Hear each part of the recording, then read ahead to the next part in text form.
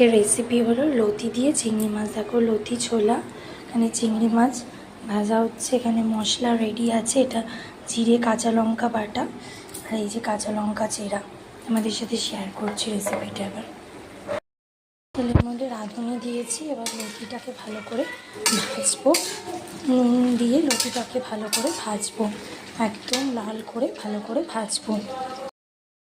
Ready আছে, যেটা দেখালাম জিরে কাঁচা লঙ্কা, এর মধ্যে হলুদ দিয়ে এই মশলাটা এর মধ্যে ঢেলে দিচ্ছি। মশলাটাকে ভালোভাবে কষাবো।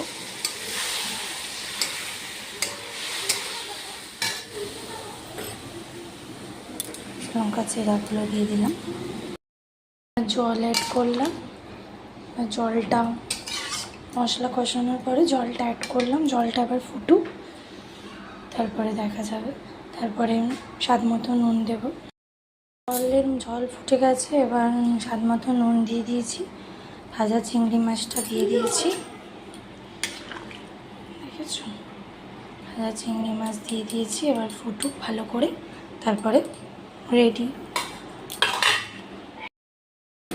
এবার আমাদের কচুর লতি। টাটা সবাইকে।